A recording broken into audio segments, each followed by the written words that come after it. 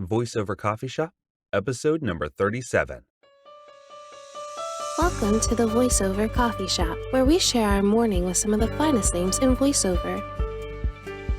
And now, here's your host, voice actor Andrew Morrison.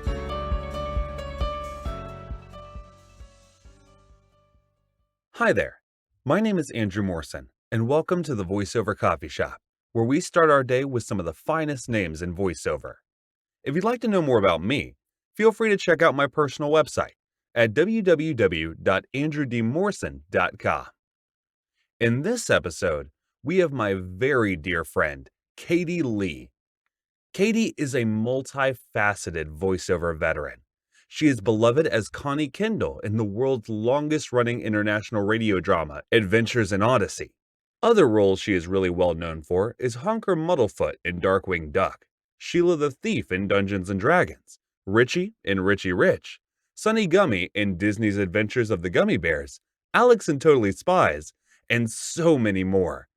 She also has decades of experience in every form of voiceover, from toys to games to radio to e-learning.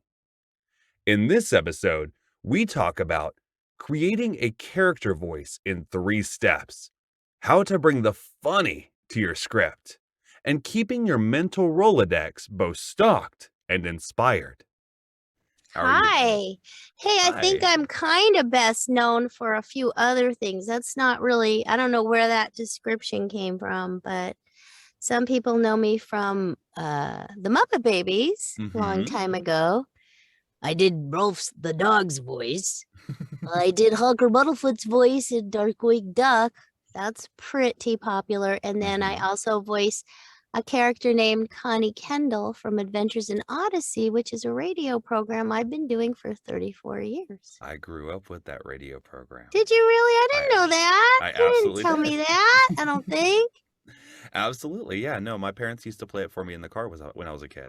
No fooling. See, you didn't tell me that. I actually I'm think learning. I still have some of the cassette tapes around here somewhere, actually. Wow. Collector's items. Right. So how do you take your coffee in the morning? Well, sometimes black and sometimes with cream, but usually with collagen. With collagen? My sister gave me this stuff to put in my coffee, so it's supposed to make my skin stay healthier. So I put that in there now. Gotcha. And so you've been doing this for over 30 years. How did you get wrapped up in the voiceover industry? What's your origin story? My origin story is that some people, after I got out of high school, said, "You sound really young. You should do voiceover." Or, so I met some people and I ended up, I met some people, sort of became aware of voiceover. Then I thought maybe I'll try doing voiceover to make extra money in college. So I was living in San Francisco and I talked to some agents up there and they said, well, you need a demo. So they sent me to Lucille Bliss, who was the voice of Smurfette. I don't think she was at that time. I don't remember. And because she lived in the city, and you're gonna laugh because this is everybody has their own story. So there's no way to copy this story. So I called Lucille. I said, I hear you do voiceover workshops and you make demos for people. She said, yes, but we're having our last, because I think they were 6 weeks or 10 weeks. She goes, our last session is this week. You can come and audit if you want. I said, okay. So I went, I audited, and then we went and made a demo. I actually didn't take her course, but she helped me write copy, and we went to the studio and made a demo. And so I took it to some agents and got on some their rosters, a couple agents in the city, and I got one job doing a voiceover for back the ad agencies, and they still do it now, they just do it differently. They were pitching commercial for Hawaiian Punch. Okay. And because the way they were presenting it was on a film strip, my voiceover, I qualified to join the Screen Actors Guild because it was on film. Okay. So I had that kind of Taft-Hartley thing going.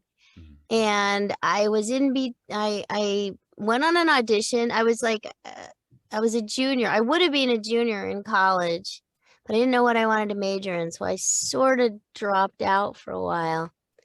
And I went to an audition, and this woman who wasn't that much older than me was interviewing me. It was a voiceover audition. And I said, "How did you get your job?" And she said, "Well, I studied broadcasting."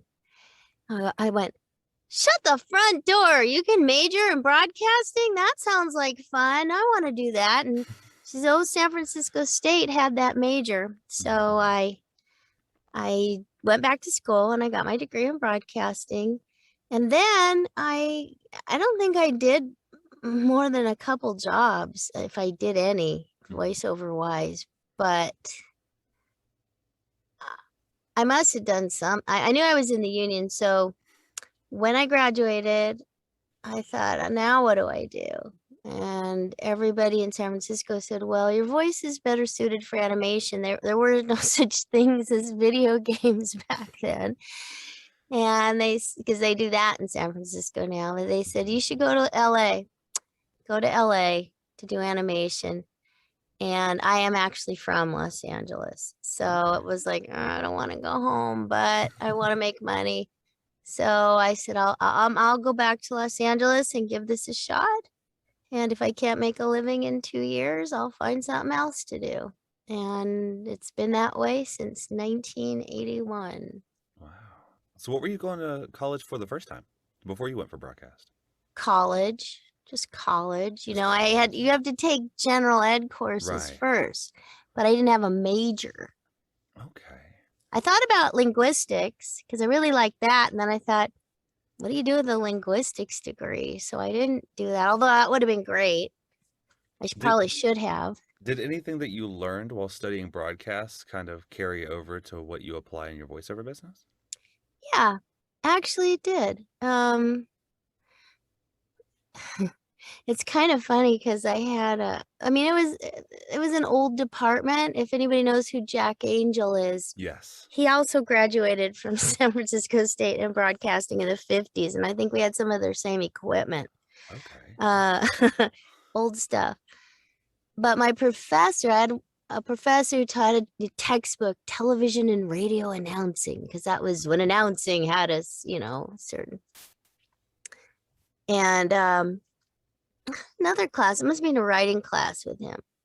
But he wouldn't let me ask questions in the afternoon. I had him for 2 classes in one semester because my voice got too high in the afternoon. So he wouldn't let me talk. And he also told me if I ever wanted to have a career in broadcasting, I would have to learn to change my voice. I was okay. When I got my first job at Hanna-Barbera, I sent him a picture of me in front of the microphone. And I said, "Look, this is what I'm doing." And so he added a paragraph about character voices to the textbook that we used in the next edition and said, "Oh yeah, you can do this too."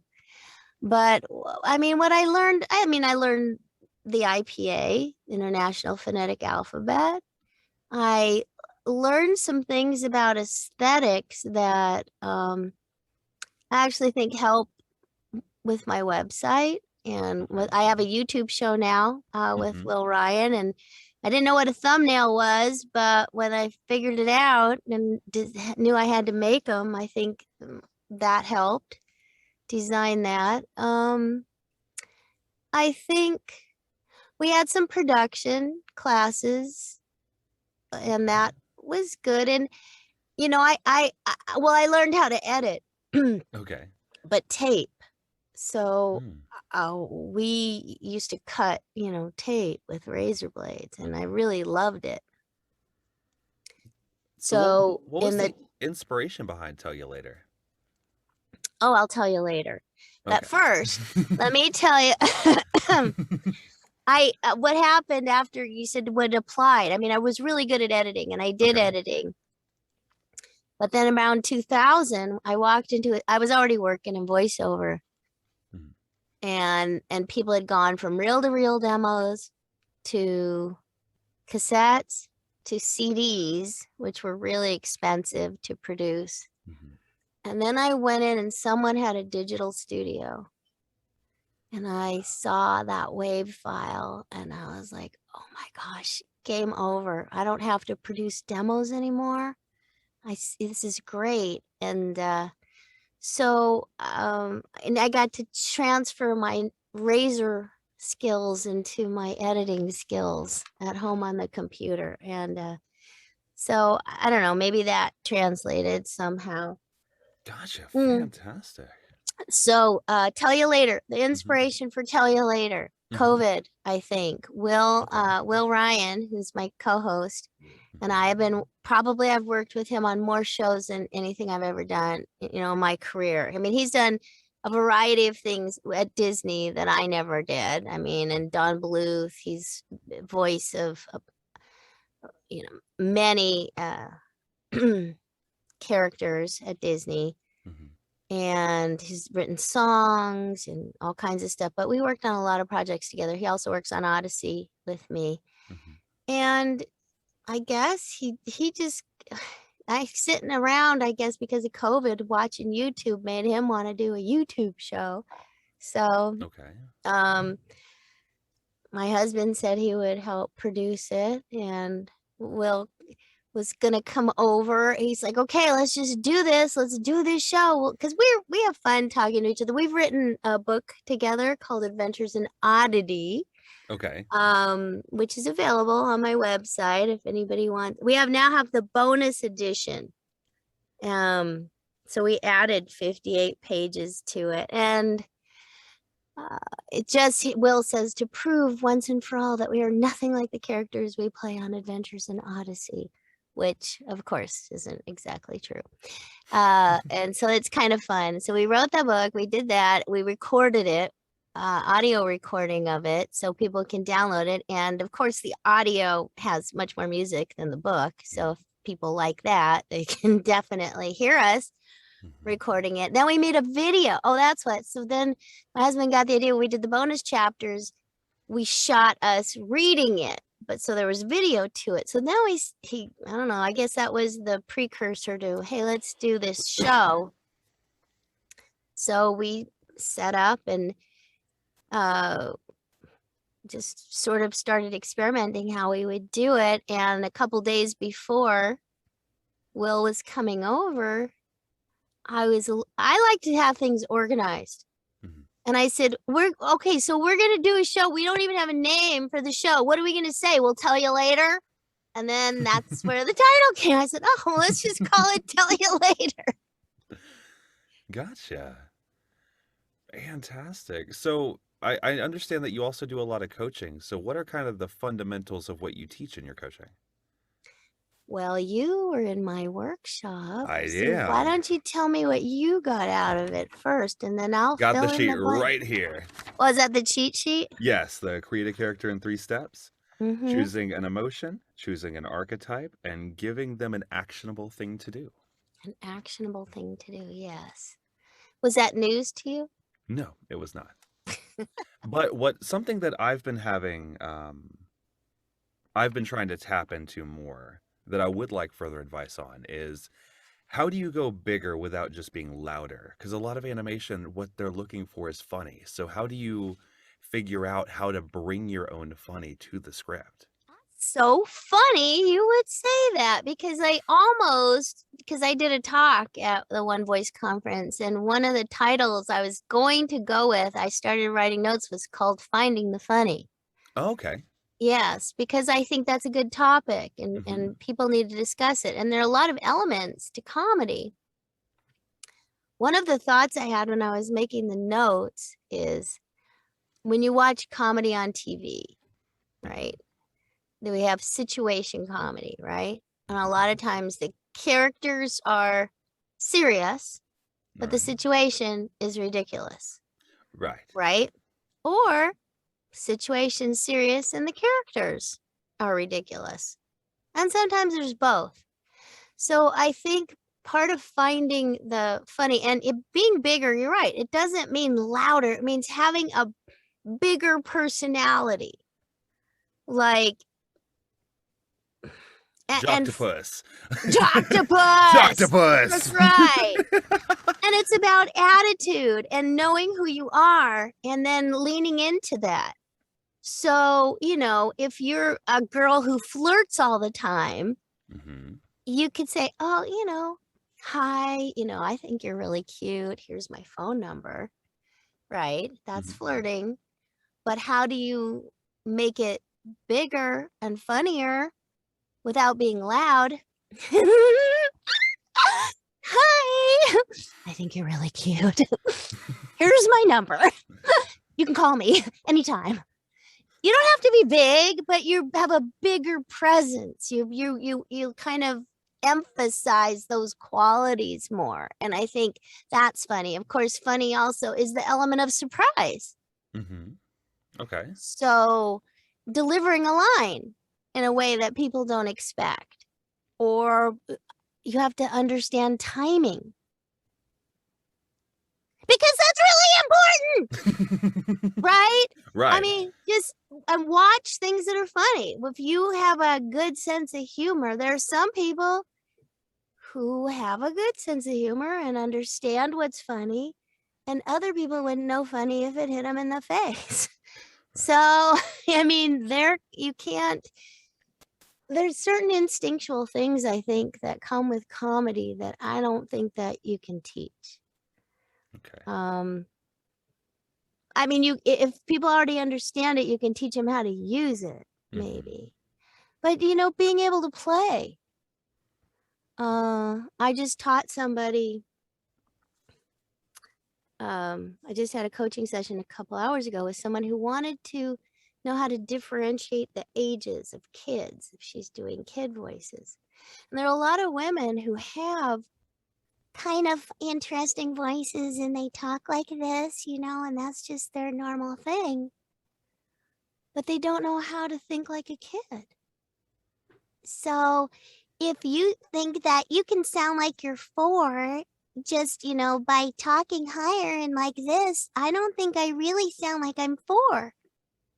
Because 4-year-olds don't have fully formed mouths. So, I had to kind of show her that you just you can't talk just because you sound like that way. You have to, know how if you were 4, how you would say stuff, because it's more dirtier and your mouth is littler and you don't even have all your teeth. So you can't do stuff, but you can still have the same big personality of a 4-year-old, but I don't know, that's a different topic, I guess. But yeah, I think, leaning into what's funny, finding one of the big things is not running your whole speech together and understanding that every sentence is a separate thought. So putting yourself, what I was teaching her too, was playing the scene, not just playing the voice. Because once you're in the scene, you can, find the humor and stuff. If you're not self-conscious, you gotta be, I like to play. I play a lot, and everything is funny to me. So most of the time, I grew up in a household where there's a lot of funny, even a lot of gallows humor. I mean, there's a certain type of Jewish humor that people have that, I think, so a lot of it's cultural, I think, too, depending on how you were raised and knowing what's funny. But I think if you, watch, if you know what's funny to you, I mean, some people, there's physical humor, but you can do physical humor in animation too, right?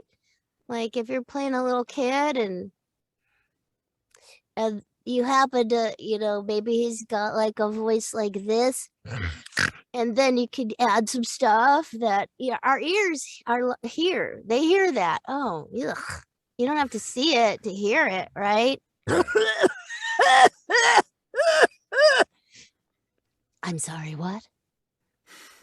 I mean, that's the juxtaposition of things. It's funny. If it makes you laugh, or if it makes you laugh, it'll probably make somebody else laugh. Right. I don't know if that answers your question. Yeah, absolutely. I think, don't having those element of surprise, changing things up, using a funny voice, using a funny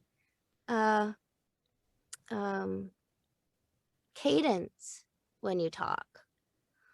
I mean, and copying, listening. When you hear something that's funny, kind of put it in your mental Rolodex. I don't know if you ever saw the movie Hudsucker Proxy. Yes, I have. So great. And I remember just being like mesmerized by how Jennifer Jason Leigh talked in that movie. Here I am, and this is the bunk, and this is how we do it. Well, that's a character, isn't it? Yes, it is. It certainly is. It's kind of a little bit like Hepburn, but it's also something else. And we copy. We just copy what we hear if we think it's funny, and then try to use it. But you can't just do that voice. Then you think, okay, well, what's the context? What are we talking about? Oh, is this your lunchbox? No, I don't eat that. You've got to still put on a personality, which I shared with you in the workshop, what I call voice-analities, right? Yes, voice-analities. Voice-analities. So you can't just talk like that the whole time and not mean anything. You still have to have a conversation, and you always have to remember that nothing is a monologue. Everything is a dialogue. Mm-hmm. And you're talking to somebody, so you have to imagine their reaction or how you're reacting to them. There has to be a physical reaction to your environment, not just a verbal interpretation of someone's speech pattern. That's why you suggested people watching. Absolutely. So that way you can see how other people react to their environment, and so that way you can... Right. Yeah, exactly. Like, even when I'm coaching people about kids, I'm like, well, when was the last time you were around any? Watch them on YouTube. Look at how they hold their faces. Look at what's going on with their mouths. How are they, producing their sound? Mm-hmm. Are they, what's their energy like? How do they walk? How they move their arms? What do they do? All that has to be part of creating characters. Fantastic. Is that fantastic? It is. It's a beautiful, beautiful thing. It's so amazing. If it makes sense. Yeah, it makes perfect sense. I'm using my IPDTL cup. So a lot of people, speaking of your coaching, a lot of people talk about what makes a great coach. But to you, what makes a good student? What do you look for in your perfect, malleable student? I don't want to malleable anybody. I want them to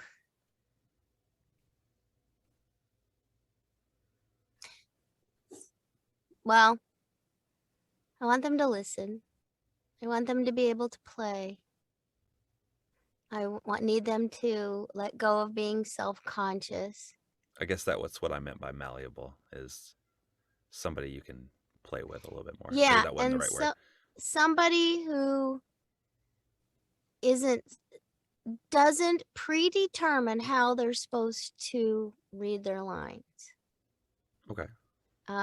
There's some people who just read things the same way over and over, and they just can't seem to free up that part of their brain for doing something different. But I mean, most people can. I think people who are willing to try, when you're in the workshop, and I like doing group workshops. Actually, I have one, I don't know when this is going to air, but I have one on Saturday, advanced acting workshop. on Okay. Zoom. I do things on Zoom. I have another basic one coming up, but I can't tell you the date. It's on my website. I don't know off the top of my head, a couple weeks. Mhm. But you know, when somebody connects emotionally to their character, I always say you have to feel it in here. If you don't feel it in here, it's just not real enough for the listeners. And, you know, my theme was being real in cartoons. Yeah, you have to be real, even though it's an exaggerated real. You have to really feel sad. And then if you're even bigger in your sadness, that makes it funny. And that's the other thing that makes things funny. Real feelings about absurd stuff is funny. You know, people who are losing it about having someone eat their sandwich from the refrigerator, right? Mhm. That's funny because stuff we can relate to. We all get frustrated, but somebody who's like wants to kill somebody or can control themselves because they're so upset about that is funny. So there's an exaggeration. Exaggeration doesn't mean it's loud. It means they feel it really deeply. So I forgot the question. Workshop people who what was I talking about? What is your idea of a perfect student? But what I was going to say is when somebody allows themselves to really connect and not worry about what they sound like, you know, the whole room hears it, feels it. It's not something that it's not objective really. It's subjective, but it's objective in the fact that people hear it. It's so obvious. The actor feels it and everybody in the workshop, you know, we end up applauding for each other because we're so excited because we hear it. We hear there's that connection to the character. And so there's no one right way to play anybody except to be real and connected to it. Right? Because people can play the same character different ways, but if they're not really, really connected,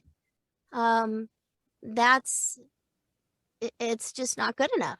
And that's what, you know, when somebody allows themselves to do that, I think that's so exciting because I get so excited for them. They feel it. And so I guess that makes someone who learns. That's a good student, right? Right. I mean, and you know what? We're not all the right teachers for everybody. I have had some coaches I didn't understand. Didn't resonate with me, and other ones who are more helpful. I'm still working on that elusive commercial read. You know, I'm a huge enunciator. But I do a lot of e-learning. So I've been reading phonemes all morning. Yeah, I don't know. You know, I think yeah. Just somebody who's willing to try. That's all. Because the whole point is this for you? Not, you know, I was afraid. I was hesitant to coach people when I was first approached a few years ago because I thought, oh, I can't be responsible for anybody's career. Right. I don't know. You know, what if I don't teach them good enough? And then I realized, you know, you get nuggets, just like going to the voiceover conferences. You spend 3 days there, but maybe you come away with 2 things that you're ready to apply. It's not like it isn't all good stuff, but we can only absorb so much. And I might say something. What gave me confidence is the things that I would tell people from my own experience. I would hear somebody else say the same thing, but just a little different way, but we were saying the same thing. And so, you know, I think you have to try different coaches because you're going to get something from here and something from there, but I don't think there's just and I know I'm not responsible for people's careers. I'm responsible for teaching them something, maybe, or giving them the experience of doing something maybe they haven't done before. And that's it. I mean, there's so much to this business that's beyond just creating characters. There's the business of the business. There's the perseverance of the business. There's the not taking it personally of the business. There's the learn how to write a letter part of the business, you know. Right. And there's the meeting people part of the business. Mm-hmm. You could be fantastic, but if you insist in sitting in your little room somewhere and not meeting anybody or doing anything to really making friends is a big part of the business. Mm-hmm. So, you know, I can't, you know, I don't make promises like that, but I'm there to share what I know. And then it dawned on me, yeah, I guess I probably know more than somebody just starting out since I've been doing it for 40 years. So there's got to be something I can share that they don't know yet. Oh, I've got a notebook of things that you shared with me that I didn't know when I came into your class. Really? Took a lot of notes. Wow, maybe you could type it up and we can hand it out next one. Right, let's do and it. We can collaborate. Oh, I'm because you know it's really interesting. I'd love to hear how you interpret what I say, because there's always the element of interpretation, right? Like who knows how you took what I said and made it personal for you. Well, I think the biggest thing that I took away, other than those factors of character development, was the fact that it's not a monologue, it's a dialogue. Because whenever you're in your own home booth, you're your own scene partner, and so oftentimes you get that kind of in that way of talking as if you're talking to yourself instead of talking to another person. You see the scene, you smell the scene, you feel that there's something around you, but you, for whatever reason, still just talk to you instead of talking to this imaginary person. Yeah, but so that's what's missing. You have to add that in your imaginationary scene. Right. Imaginary. I made up that word, imagination. We'll coin it. In your imaginary scene, because we're always acting as reacting, right? And what's our goal and what are we trying to do?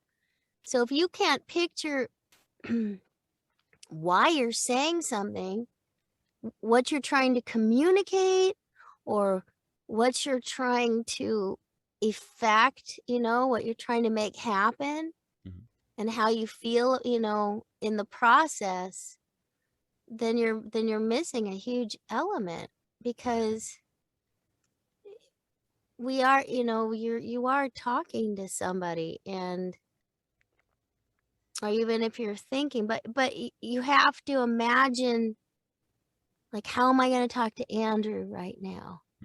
How am I going to present myself to you? What do I want you to understand of what I'm saying? And how do I feel about you? Do I think I'm better than you? Do I think there's another interview? I mean, what's going on? So, you know, unless you got, you know, that you have to add that. And then we always want to react. So when you talk about finding the funny, if you say something and you're expecting a reaction, then you have to imagine, well, how can you read this line 3 different ways? Well, I picture 3 different reactions sometimes. If I say, hey, can I come in? And it says in the script, they're holding the door. Well, then what would my natural reaction be? Hey, can I come in? Let me in. Hey, why can't I get in? You know? And you are talking to somebody. You can't just, I don't know. I think that's enough example. But yeah, you have to imagine those other people, how they look up at you. If you're telling a story, are they fascinated? Or are they ignoring you? If they're ignoring you, how would you react if you're trying to talk to somebody and they were ignoring you? How would you react if someone's like hanging on your every word? You'd be encouraged. You need that. Absolutely. And so, speaking of tapping into those characters, towards the beginning, you had talked about and I very much know, there are numerous characters that you're well known for. But was there ever a script that you got where you just automatically thought, this is me down to a T, this is how I feel about things, this is how I react to things, this is my perfect character? Yeah. What character would that be? Well, Connie. I guess, because I don't even change my voice for her. Yeah, I think I could really relate to her, Connie Kendall. Did you see my new Connie candles? I did not. I'm actually, my website got destroyed, not destroyed, but where you could order these, and I have to reestablish it. And we have some new, it smells like raspberry ripple. It's really good. It smells like what now? I'm sorry. Raspberry ripple. And I have Okay. chocolate ones too, chocolate soda. Anyway, yeah, Connie was one. There are some characters that you just, I mean, you always have to bring yourself to it. So if you feel comfortable playing that role, I think when I did Alex in Totally Spies, that felt pretty comfortable. And you know, it's weird, but when I did Rolf the dog too, because I knew that character. Okay. It wasn't like it was me, but I felt like I knew him, and I knew his attitude and his personality. And I was even told by the director after I auditioned that I was one of the few people who even knew who he was. Really? And when I was trying to figure out who I would audition for the Muppet Babies, and I watched a Muppet movie, and the one I related to was him. And I just said, I'm going to be him. I don't know. Yeah, it's kind of funny. Awesome. So what made you want to start getting into the director's chair? I like to boss people around. No, I just wanted to do something different. I feel like maybe when I started coaching a little bit, I realized I could direct, and it's something I don't know. You don't realize what directors have to do until you get there, and all of a sudden I'm like, what's this Excel sheet? What am I supposed to do with this? I don't even know how to use it. You know, I always like learning new skills. I like to expand my experience in what I do. And I figured, you know, I'll try it. Just like everything, like coaching. Well, I'll try it. And if people say, oh, that was great, thank you, I learned so much, then I guess I did something right. If I thought I'll try directing and see if I like it, and if I can do it, if it works. And so I just wanted to try it. And I think that was like a weird God thing because, well, you know, I listen to a lot of voiceover advice through different channels and other career advice. And they said, you know, if you say what you want to do, it will like come to you. So I went in and changed my LinkedIn profile to director. I added director to that.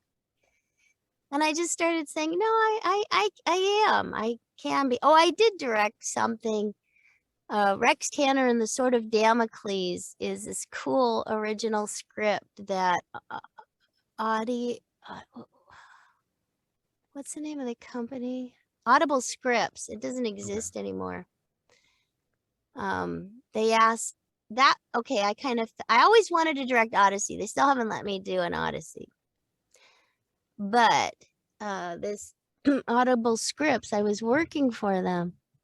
And just, well, I don't know. I think I got it on Voice 123 or something. I'm not on there anymore, but I was. And I auditioned and they sent me something and I played a character. It was kind of brief, but they didn't pay that much. And, you know, but it's fun. Like I love to do stuff, but I have to stop myself sometime and think, okay, what are you doing with your time? Anyway, he said, I have another script for you to do.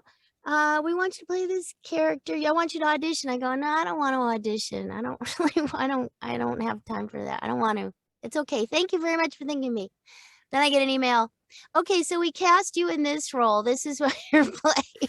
I'm like, all right, okay, fine. And then his name is Will. He called and said, because he optioned, what he did, he took screenplays and got a hold of them somehow and dramatized them. So it was audible script. So even the narrator, the stage directions, the dialogue, everything is read, but people could just listen to these scripts. And he said, Katie, I bought the script and I didn't realize it's animation and I don't know how to do this. Would you like to direct it? I'm like, oh, another one of his projects. I said, let me see the script. And it was so good. I'm reading it going, I can see this whole thing. I can see it. It's so cool. And basically got my friends to volunteer because nobody got paid to do it because they didn't really make any money, maybe a couple bucks, seriously. But my friends said they do it. And so I got to direct them over the internet. It was before COVID, but he was using some gamer app called Mumble and recording people.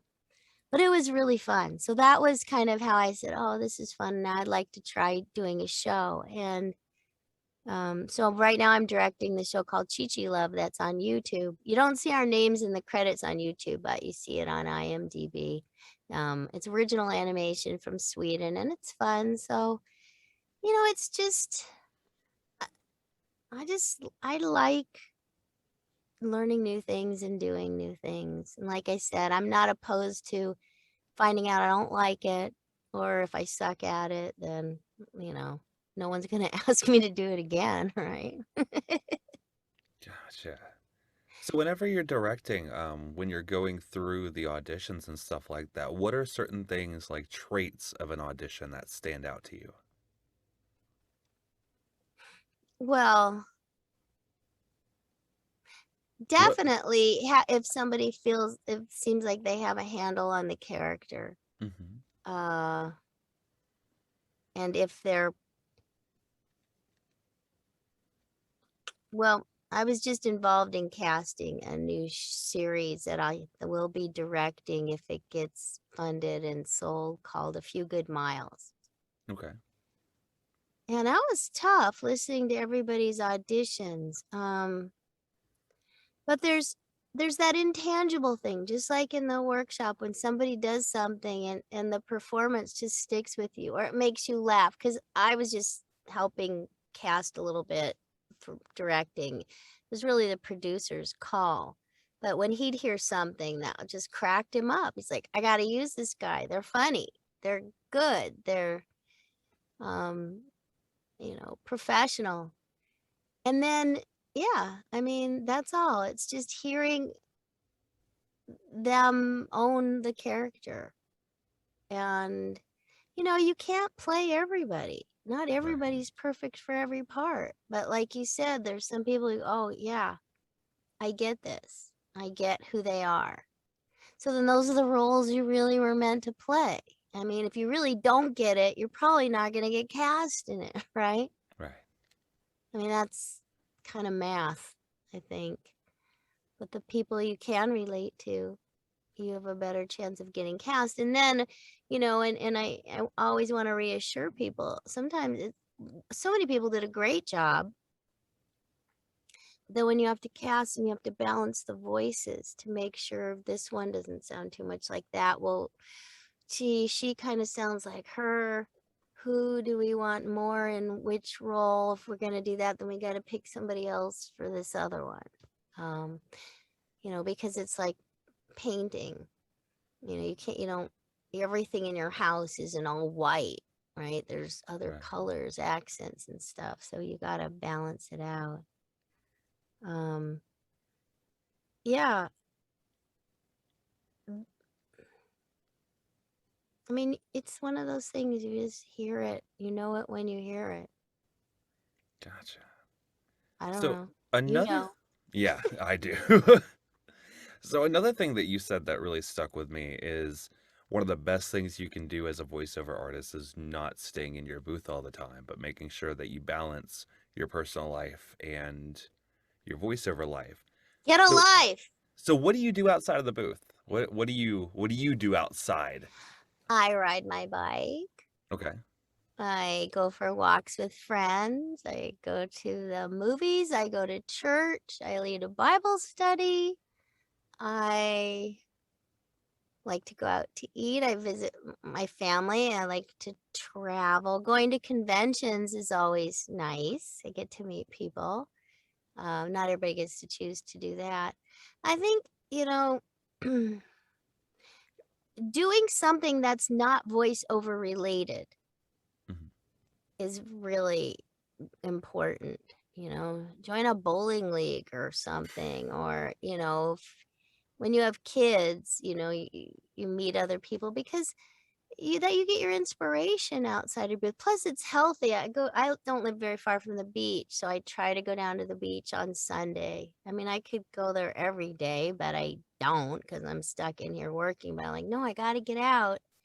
I really want to start being more serious about having a Sabbath, like one day where you don't do anything and just rejuvenate, because it's tiring. It's hot in this booth. It's not the funnest place.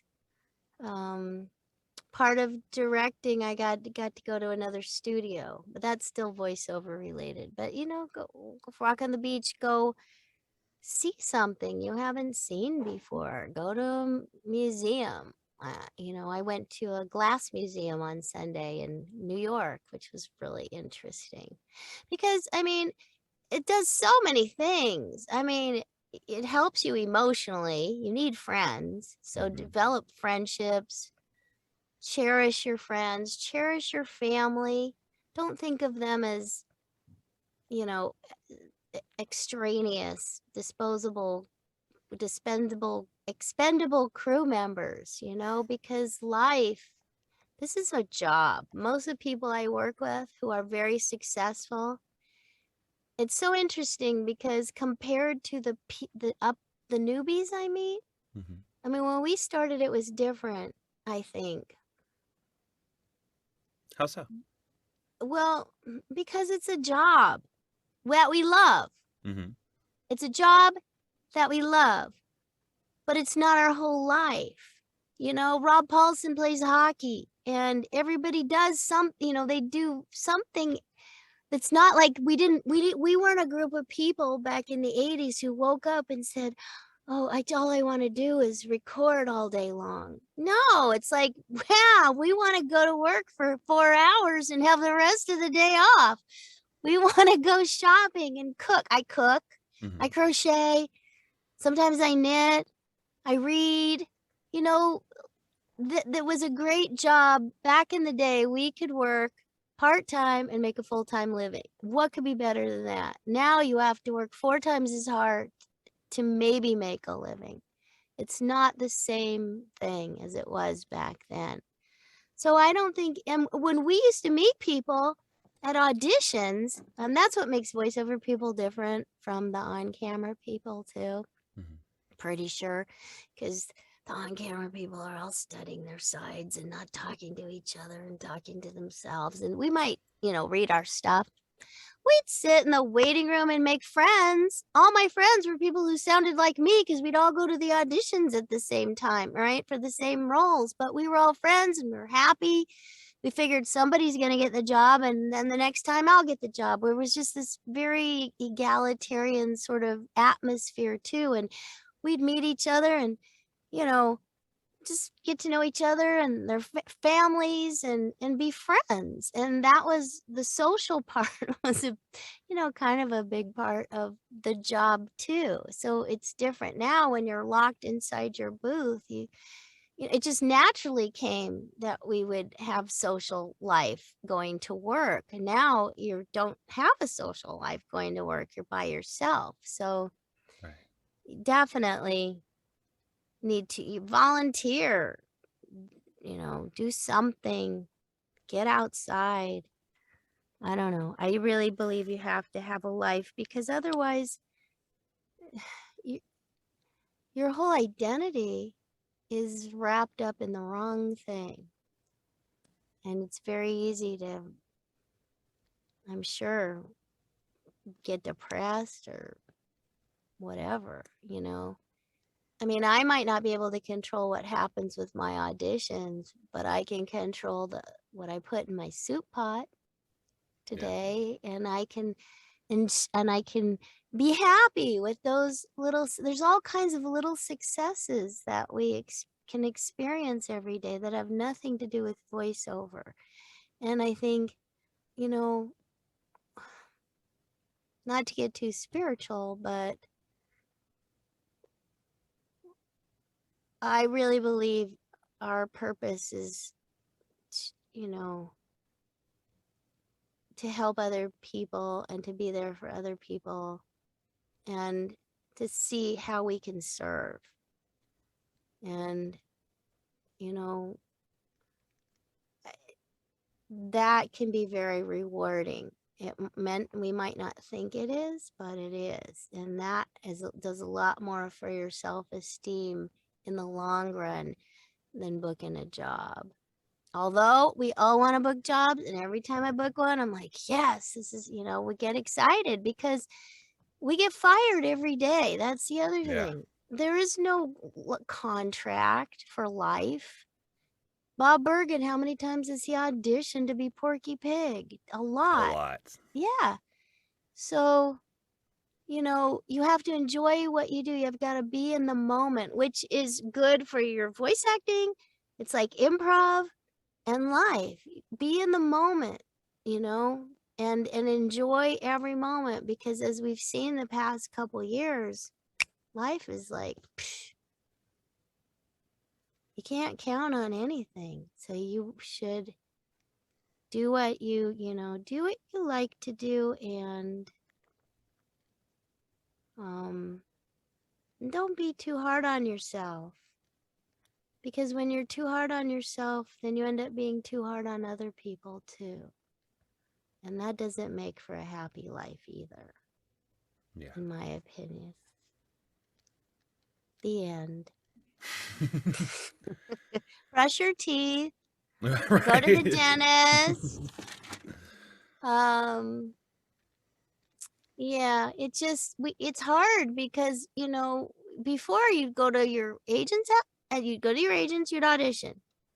If you got a job, they'd call you to work. Otherwise, you were home washing clothes until somebody called you to work. Now I could be in here all day long if I wanted to, because this is my workspace and you never leave it. So you really have to make an effort to say, okay, end of the day, leave this for tomorrow. I need take care of yourself. I don't know. Who am I? That's great advice. That's wonderful. So if you were to write a letter now and send it back to the past, to when you were getting your general education degree, what would you tell your past self?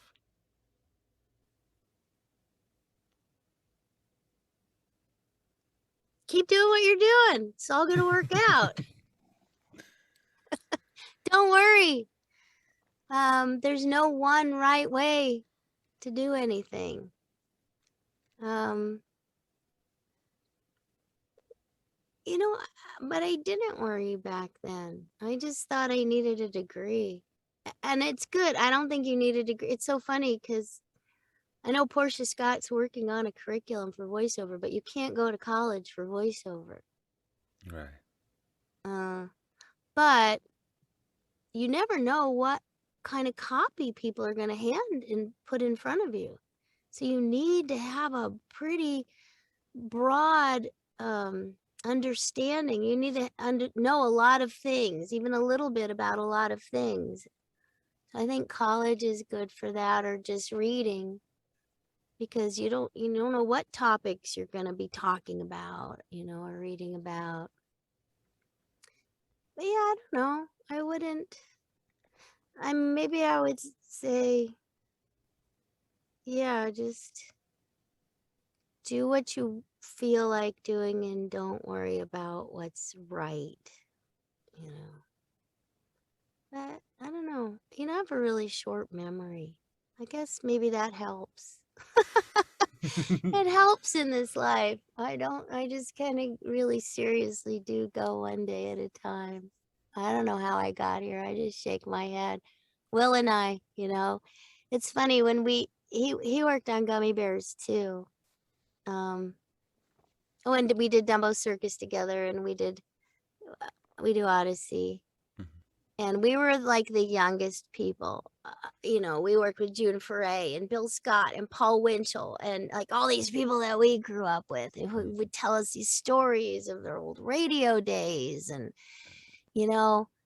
and we loved it. We loved hearing other people's stories, probably like some people like listening to this podcast, and we go, wow, this is so cool that we get to be here, and someday we're going to probably be like them, and we'll have stories.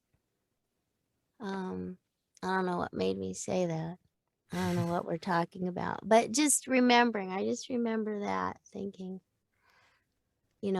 I always appreciated where I was. There was a time when I took some things for granted, and that was bad. And so I learned my lesson about that. You can't take your work for granted. You can't take your relationships for granted. And there's always going to be ups and downs in this business. So, you got to appreciate it when you have it. All right. Well, where can people find you and your work and your coaching and all in your wonderful book? Well, they can find me in the grocery store in the veg and the produce section. I have a website, katieleigh.com, and there's a lot of information there about my workshops, and if people want to sign up for that, sign up for my newsletter. I really have to write a newsletter, and I'll tell you, because I got to get the Connie candles back on my website. They were in my store, and we're actually making tins that aren't quite as heavy to ship out, and they're super nice. Cool. Yeah, I could show you one. Yeah. And I will make sure that I put the website in the show notes. So, yeah, the chocolate smells like chocolate. This is on my list of things to do today. That's why you can get so caught up in work. So this is our new label. Let's see if I can smell it through Zoom. Can you smell it? No, really technology hasn't caught up just yet. So that's the tin version. Okay. It smells so good. Anyway, thanks for having me. I hope it was helpful and not too esoteric and boring. It was perfect. I really hope you enjoyed listening to Katie talk about how she started her origin both as a voiceover talent and a director, and shows how she found who she is so that those listening to her work get what she's conveying. If you'd like to know more about Katie, her coaching, and her workshops, or her show, Tell You Later, check out her website at www.katieleigh.com. Thank you for listening, and I'll see you next time. Thank you for listening to the Voiceover Coffee Shop. For more information on guests, new episodes, and more, be sure to visit www.vocoffeeshop.com.